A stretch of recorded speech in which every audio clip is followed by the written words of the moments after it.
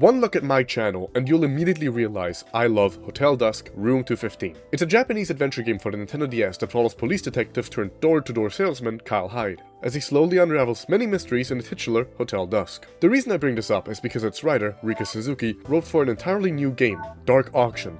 Because of this, I've decided to bring back the very same person I had as my co-reviewer back when I reviewed Hotel Dusk on this channel. Tony, why don't you introduce yourself? Hey, I'm Tony for you, a man who loves a good story, talking about all things from theology and history to great stories in video games. I was previously on the Hotel Dusk video for this channel like a million years ago, so when Hyde told me there was going to be another game by the creator, I was more than a little excited and bought the game day one. We actually planned to review this game together when it first was announced like a year ago or so, under a slightly different name. The vibe of this game was an insane departure from what I expected. A historical piece based on the legacy of the Big H was an odd choice to say the least. That being said, the time period of shortly after World War II Germany is not commonly explored, so I didn't mind the idea myself, but the execution of it could make or break the entire plot. But that's about enough preamble. Let's just get into the game proper. Like Tony already mentioned, Dark Auction takes place in 1980s Germany and follows a young adult named Noah, as he's on his way to a castle in the middle of nowhere to pick up his dad from an auction where they're auctioning off a bunch of items related to X, the everything dictator, formerly known as Hitler. And one of the first things you'll notice is the distinct artwork in this game, which was done by artist Kosuke, who's most well known for his manga Gangsta, which I've literally never heard of. His designs are distinct and the characters are expressive, and some characters have like a dozen different portraits. At first, I was blown away at how amazing the 2D art style was for this game. The first shots of Noah with his sick Leon Kennedy jacket traveling to the extravagant castle really sets the dark tone. When you get into the castle, however, things change a lot. Yeah, well, change is a bit of an understatement. The 3D models look like complete and utter dog shit. I've genuinely seen PS2 games with better looking models. It's not even that the actual models are the problem, it's the textures and the animations. Everything looks flat and soulless, and it moves like a puppet on a string. And realistically speaking, those probably have more life behind them. Speaking of the animations, please play a supercut while I'm talking of every time Hell hands over a book to Noah. This animation plays about 500 times each day, and every time it's just long enough to be annoying, but not long enough to justify holding down the skip button, which only saves like 1 second. I genuinely don't even know why they added 3D models to this game when not only would it have saved time to not have them like in Hotel Dusk, but also would have made the game 100 times better visually. There's one specific animation at the end of the game that was so funny I immediately stopped caring about the game for a good 10 minutes before locking back in for the review. We obviously can't show it right now, but stay tuned for when we play it and you'll understand exactly what I mean. But despite everything we said about both the 2D and the 3D visuals, there's one big thing that really pisses me off. AI art is used everywhere, and I do mean everywhere. In the auctions, in the hallways, even the very first auction item is made with AI. And sure, a lot of it is just placeholders and they're slowly being replaced as the game gets updated more and more, but this shit should never have been in the game in the first place. It genuinely baffles me that they have Kosuke, a prolific artist, on the game, and then they choose to do this shit anyway. Seriously, it destroys the integrity of this game's artistic design. From as early as the first auction, when you take a look at the backgrounds, you can immediately tell something is off. Something about the hyper-realistic yet not quite right visuals were just weird. There's even probably some footage Hyde recorded that has me saying, I think this is AI. And turns out I was right. Everything was wrapped up in a nice neat bow except for the raging question about how my dad actually died, but who cares? I have this cool AI artwork. Even as placeholder assets, these really didn't have any reason to be in the game. They could have used anything. The reason why they're in is because they probably meant to ship the game like this. It's extremely lazy, and it's quite evident they shipped it in such a way where they hoped no one would notice, and the girl with flowers painting people immediately did, but the backgrounds took a little bit longer. Whether or not you think the use of AI is acceptable during game development, it's undeniable to note that releasing a final product with AI littering across all of the backgrounds and even some of the major assets in the game is a permanent blemish not just on the game, but the entire development studio as a whole. Like Hyde said, this game had no reason to use it. They had a legendary artist on the team, and even some basic drafts could have been fine since these are memories after all, they don't have to be pristine works of art. I'm not exactly sure how much extra time this process would have taken, but I'm sure it would have been worth it. Once you've recovered from the shock of some of the most amateurish visuals you can possibly get away with releasing in 2026, you can try to continue with the plot. Noah enters the castle and sees a group of people walking out, instantly showing you one of the worst walk cycles of all time, as one of them tries to leave and gets magically turned around and finds his way back inside. After hiding from the finely dressed auction goers, Noah slides into the double doors they just exited from, noting his father was not among the group. Once he enters, Noah is shocked to see his father has passed away. Cause of death? Mind flare. His thoughts were shredded, echoes of endless torment. Upon seeing this, a furry, wait, no, hold on, give me a sec. Okay, I just looked it up, the term is avian. An avian wearing a parrot mask shows up, confiscates the corpse for the organization hosting the auction, and out of pity, makes Noah a deal. He helps him make all of the auctions a success, and in exchange, doesn't get put into the eyeball crucible, his eyes replaced with burning coals. At first, one of the options in dialogue with the parrot man is offering to pay off whatever is required to cancel the auction for his father, which doesn't really make sense because his dad was an unemployed loser, Noah's words not mine, and Noah himself is 18 and is destined to play League of Legends all day with that e-boy ass haircut. Shame he was born in the 60s, he would have thrived today. Faced with no other choice, Noah accepts and gets his schedule for the coming week. Get close to the other auction participants, find out what they're hiding, and make sure they get their items so that the Mind Flayer doesn't shred their thoughts as well. The Mind Flayer in question is a device called the EPO, or EPO for short. Its main purpose is to extract the memories of not the characters themselves, but rather their genetic memories, those of their ancestors. Kind of like how Assassin's Creed works. Should you lie during the memory extraction, or otherwise try to hide the truth however, the extraction will fail, permanently destroy your mind, and result in immediate brain death. At first, this is a really cool gameplay loop. Getting to know all the characters is fun and rewarding because you know it's all going to come together in the final auction, where you pool all of the knowledge together and help them not just survive, but grow and change as people. The first day this is certainly the case, but later on, well... Yeah, it's about time we cover the second major flaw of this game. This should never have been a game in the first place. Tony, I think you'll agree with me when I say that the actual game part of this game drags Dark Auction down hard. What at first is novel and interesting quickly becomes repetitive and boring. The loop is as follows. 1. Wake up, find out who the target is and the item in question. 2. Parrot Man yells at you and tells you to talk to the participants in question, giving you their floor key. 3. Have breakfast and talk with whoever decides to harass you that morning. 4. Go to their room and inspect literally everything in the hallways and in the room proper. 5. Gaslight them into thinking you're their best friend and get them to tell you their entire life story, even though most of it is a complete lie for no reason. 6. Go to the library and Google the auction item in question to find out it was given to Hitler's top guy for some reason. And finally, 7. The auction itself. Now, this may sound like we're simplifying everything, but no, this is what every single chapter, except for the last one, plays out like. The actual exploration, if you can even call it that, consists entirely of running around between rooms and the elevator, which is actually just a series of long loading screens. To compare it with Hotel Dusk, for example, every area there felt like one interconnected location, as you spend significantly more time in the hallways than in the actual rooms of the characters, as it is their interactions that tell you everything you need to know about them, not a random bucket of water placed on the ground to remind them of their trauma. Playing this game really made me appreciate what makes an adventure game, well, an adventure game.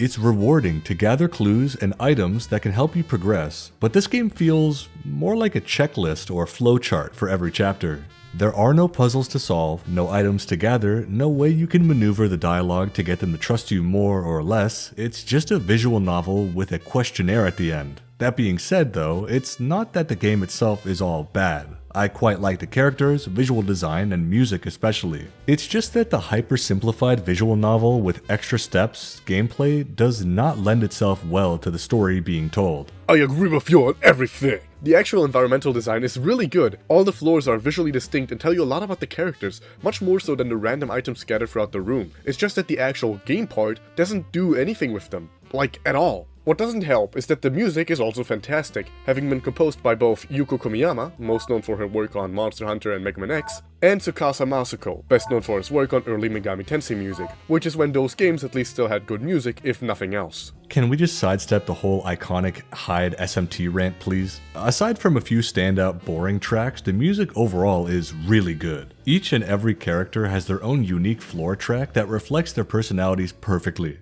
Some of my favorites are the elegant jazz of Lorraine's floor, giving off a real jazz bar vibe, perfect for the finely dressed performer herself. Carla's floor has a foreboding, pure piano melody in a minor key to exemplify her love for the piano forcibly set aside for her role as the heiress to a large organization. And last but not least, Noah's theme, with its staccato trumpets and flowing upright bass notes, send you on a roller coaster, signifying the beginning of a grand journey.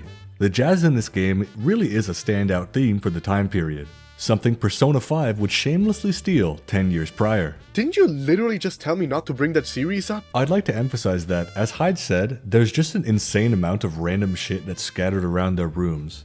These serve as clues to place in their first part of the auction, only to shortly find out that the clue you had to place in so as not to fry their brain from the EPO was a lie the entire time. How they knew to add these items to their room that aren't real and were lies they made up purely in their head? I have no idea. And since we've both mentioned it already, let's talk about the worst part of this game, the actual auctions themselves. As an example, we'll stick to the very first one, but before we do that, we first need to introduce the cast themselves. There's only 3 non-auction participants in the cast: Noah himself, the auctioneer aka the Parrot Man, and Hell. Noah we already basically covered. He came in search of his dad only to find out that he's been unceremoniously executed off-screen for lying during the auction, subsequently introducing the Parrot Man as the auctioneer and main antagonist of the game. While the auctioneer works for the Orif Association, the group behind the auction itself, Hell does not. In fact, I don't know who Hell does work for. He runs the castle's library and seemingly knows everything, but at the same time he refuses to ever give a straight answer, especially to Noah. As for the auction attendants themselves,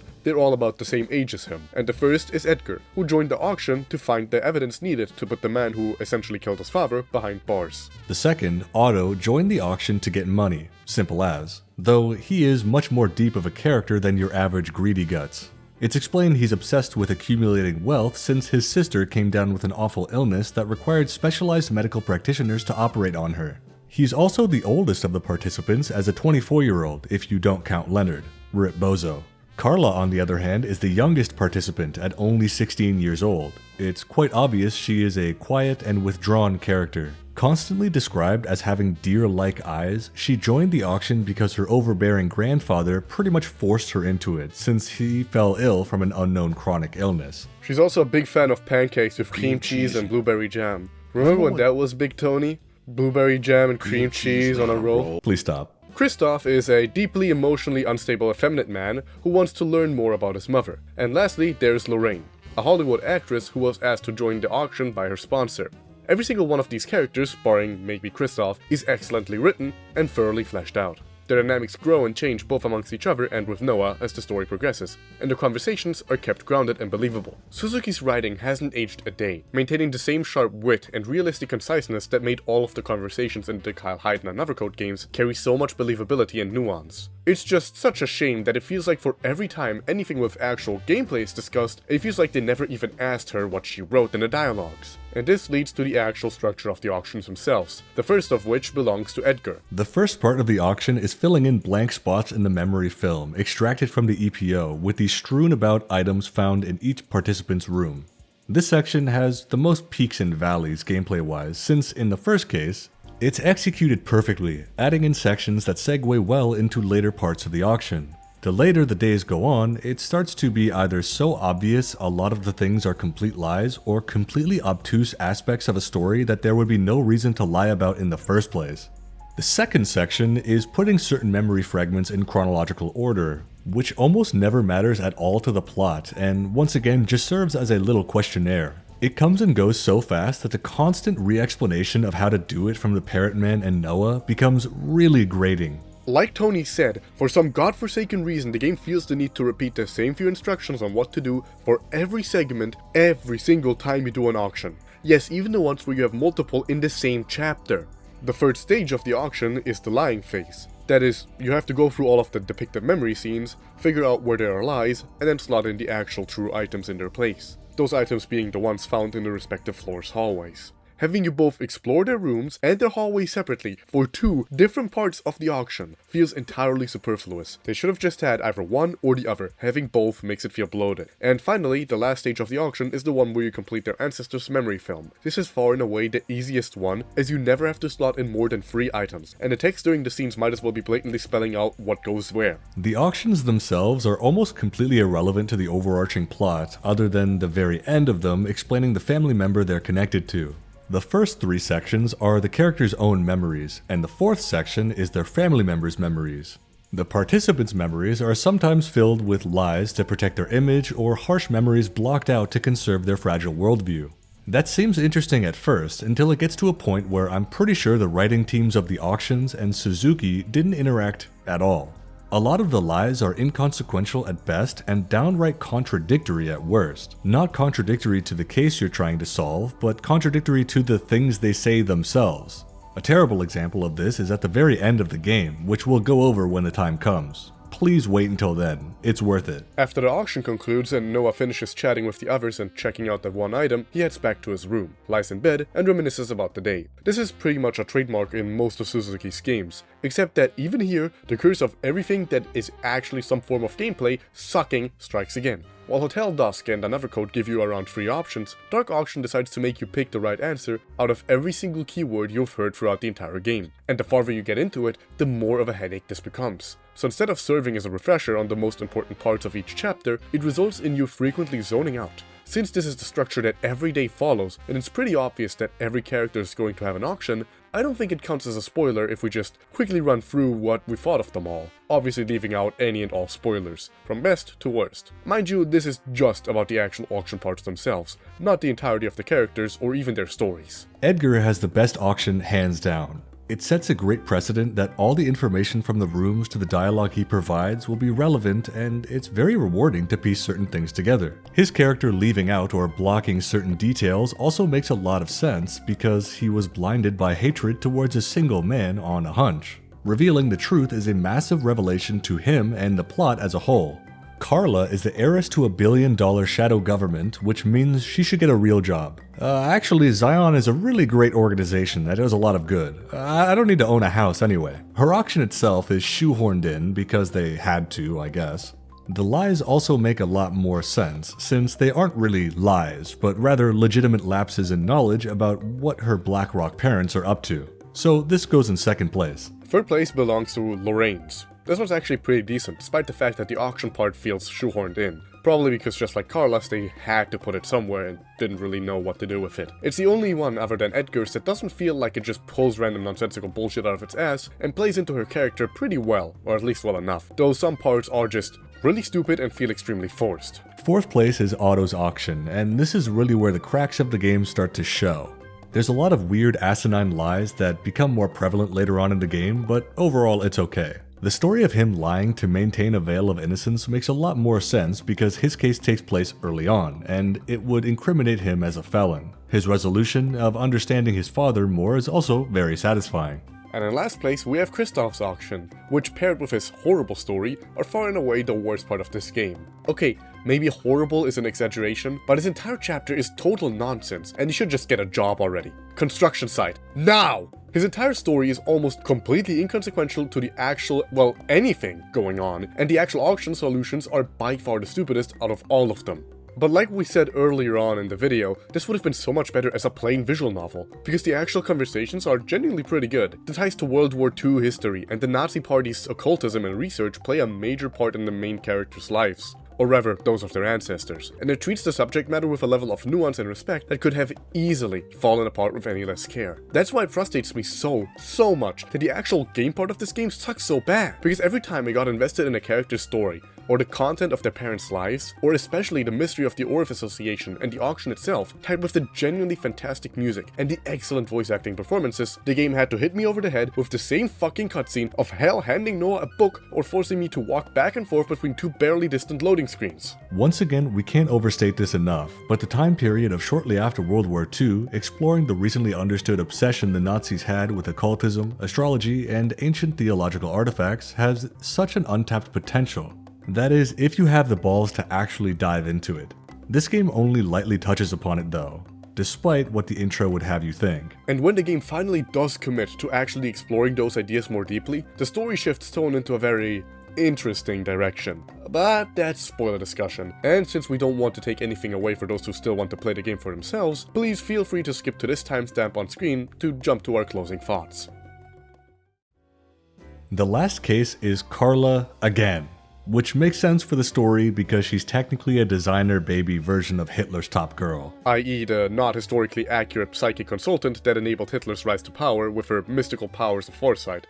Now, we didn't explain her beforehand because, well, why the fuck are you watching this part if you haven't played the game? Like, none of this is gonna make any sense to you. Point is, I was really looking forward to a potential subversion of the formula, which didn't end up happening, and her auction was okay at best. I would place Carla's second auction right above Otto's in terms of quality. And then we have Klaus. Holy shit! This character low-key pissed me off. Don't get me wrong, I actually thought that the time travel twist was interesting, and I thought the twist of him having been the waiter who killed the actual parrot man and took his place was pretty clever as well. The problem is his auction. If Christoph didn't exist, this would far and away be the worst one in the game. Since this was one of the things that you got hung up on the most after beating the game, Tony, why don't you do the honors? Okay, gladly.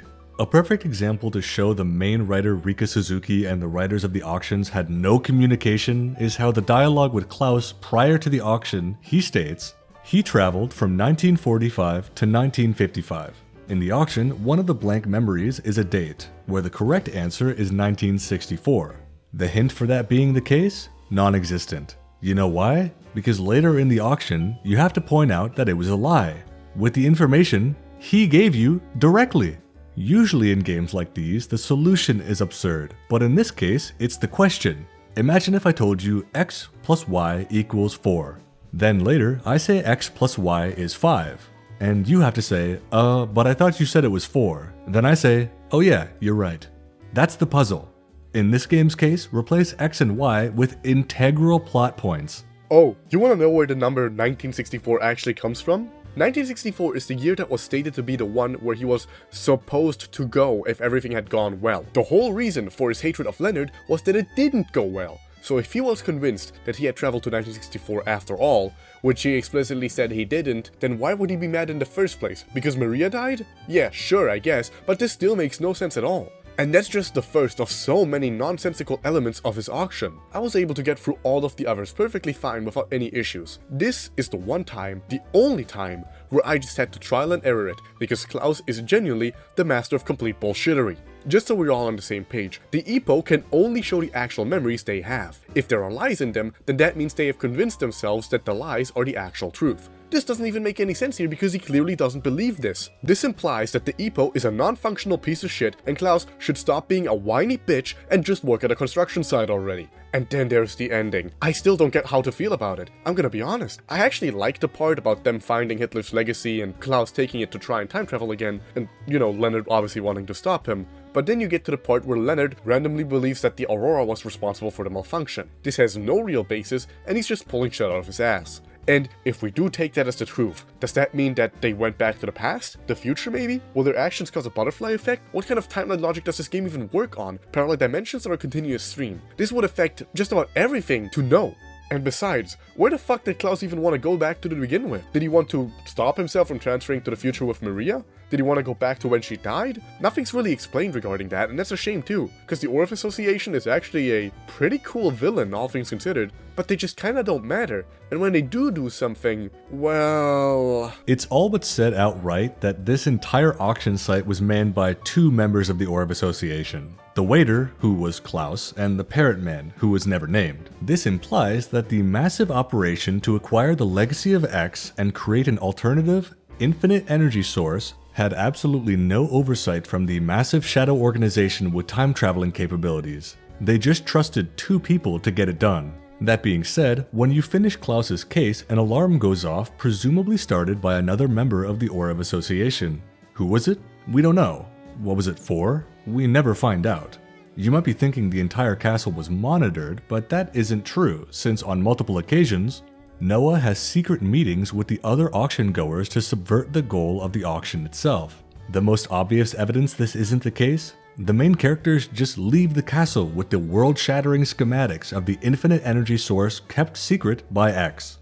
if they did monitor the castle, I highly doubt they would be okay with that happening. And maybe you could argue that Hell helped protect them, but that would require knowing literally anything about the guy to make this a proper argument. And guess what? We know nothing about him. Less than nothing even. We know that he and Leonard knew each other before the events of the game, we know that he's seemingly immortal, we know he's borderline omniscient, and we know that he doesn't age. What does this actually tell us about him? Nothing, really. Is he a time traveler too? Is he a robot? Is he some sort of supernatural entity? The game certainly doesn't want us to know. And while I do respect and appreciate the restraint to not unveil the secrets behind far and away the most enigmatic character, the ending needed something to show a proper involvement from his side. But that covers about everything we wanted to touch on regarding the spoilers of this game on a proper discussion level. Instead, what we'd like to do now is point out some of the most nonsensical parts of this game. Not because they're necessarily immersion shattering, but because some of them are just so stupid that I can't help but laugh at them. Remember in the beginning when Otto runs down the hallway to the entrance and gets turned around like magic? Never explained. The black booklet that Leonard risked his life for in the first place never gets shown to us. We find out that it contains the plans of what Klaus and Maria were supposed to do and how to meet up with Leonard after they time traveled, but we never get an actual look inside. And neither did Klaus, for the record, since that was just bullshit too. He was just reading Maria's truth instead. And since we're already talking about Klaus, the scene where he explains the Orph Association's true plans to Leonard in his room is not only probably the funniest scene in the game, with the jankiest tick animation of all time that puts even Ed Boon to shame, but is immediately followed up by more total nonsense. Klaus shoots Leonard in the shoulder and just leaves. If his plan was to kill Leonard, then why would he aim for probably the least lethal spot on the body? If his plan was to incapacitate him, then why wouldn't he aim for the legs, making sure he couldn't chase after him? Going for the shoulder implies he just wanted to send a message, but also maybe wants to be stopped? It doesn't really make any sense now, does it? At the end of the game, Leonard has ample time while waiting for Klaus to leave the main hall to talk to Hell, who is implied to have a good relationship with him, and also who is implied to have known the entire plot of the game before it even started. Leonard never even seems to say hi to him, and instead seemingly just stands in front of the door waiting for the insane murderer to be done with whatever is happening behind it. One of the biggest twists is that Ida, Noah's mother, is also the birth giver of Carla. This technically makes them step-siblings. The game never acknowledges this. Noah never even considers the possibility of potentially seeing his mother again, even after his father might as well be dead since he's stranded in a whole other time period. How the hell is he planning on paying for his home and expenses now, especially alongside his college studies? And the fact that Carla never offers him to meet up with his mother either is just infuriating. You know what? At this point he should go to a construction site as well. Klaus is implied to have an incurable illness. In fact, it's revealed that it's the same illness that the previous participants, aka the ones related to the current participants, have after using the early stages of the EPO, which led to their almost immediate passing. The problem is, Klaus said he used himself as the guinea pig for the EPO in the early stages as well, meaning he contracted the disease potentially years before they did. He survived like 5 to 10 years with the illness, while every other character either died in like 1 year or became completely bedridden. Also, just a funny thing to note on top of that, but at one point, Klaus, as the Parrot Man, punches Otto in the stomach so hard it knocks the wind out of him and lays him out flat on the ground. This is actually insane, since as mentioned before, he has a terminal illness, and on top of that, Otto is incredibly muscular. At this point, Otto was holding on to Klaus, so to generate so much force you topple over a 200-pound wall of muscle with less than a few inches of windup is super impressive. Hell is heavily implied to know literally everything about every character, knows the twist before it happened, and also hands over pivotal items like the Reich Glyph Cipher Breaker. This is a pet peeve of mine in writing, where you just have a character that knows everything already and is just oh so mysterious. It just gets annoying with how many times he gatekeeps information for no reason other than just to fuck with you. And these are just some examples. There's so many more. And the worst part is that it's impossible to tell how much of this was Suzuki's fault and how much of it was the director's or anyone else's really. Between things like these and the actual gameplay, there are just so many things, both small and big, that really add up to make for what is certainly a unique experience, both for better and for worse. In conclusion, would I recommend Dark Auction? Honestly, it's hard to say. Writing-wise, it's nowhere near Suzuki's worst work. I'd put it above the original Another Code R on Wii at the very least, but I'd also struggle to call it better than most of her other works. And a majority of that is because of just how awful the actual gameplay parts are. I'd say if you're a fan of adventure games as a whole and want more of a similar style of writing that makes all of Suzuki's work so great, then you'll probably have a solid enough time, since that part's still definitely intact. Just don't expect the actual adventure game parts to be, you know, all that great. Overall, this game is a 50-50 on recommendations. If you really like the time period or gel well with the characters and aesthetic, pick it up. But if you're looking for a good adventure game, you could do much better. And with all of that said, I think we can close the doors on the Dark Auction. Can't say I regret having played it, but I also highly doubt I'll be revisiting it anytime soon. Thanks so much for sticking through this with me, Tony. It was great to play through it alongside you, and I couldn't agree more with all of the points you made. I agree with you on everything. Everything? Well then, thank you for watching. If you're into mythology, mysticism, or similar stuff, you can check out Tony's channel. It's, should be here on the screen somewhere, and also in the link in the description. I actually edit videos for him every now and then, so you might catch me in the comment sections here or there. Or if you want some more game review type stuff, you can always subscribe to me. I'd also appreciate a like and a comment. Every bit helps the algorithm. And if you're feeling extra kind, I also have a Ko-fi you can donate to as well. Anything you'd like to add, Tony? Yeah, I gotta say, it's a nice change of pace to play a game alongside you rather than you having played everything already. I hope the next Suzuki game is all her vision rather than this though. Still, it was fun. Check out my channel and tell Hyde his editing is good. Yeah man, it was great having you on. Here's hoping that her next game won't be so handicapped. With all of that said, I wish you all a wonderful morning, day, evening, or night. Cheers. I'm going to cry myself to sleep about the fact that I'm Hitler's top guy. So the moral of this case was, if your mom gets groomed by Hitler, she will have a mental breakdown. Unlucky, I guess. I mean, to be fair, I could have told you that without having my mom groomed by Hitler. Yeah, we didn't need to spend 3 hours doing this. It kind of was not that important.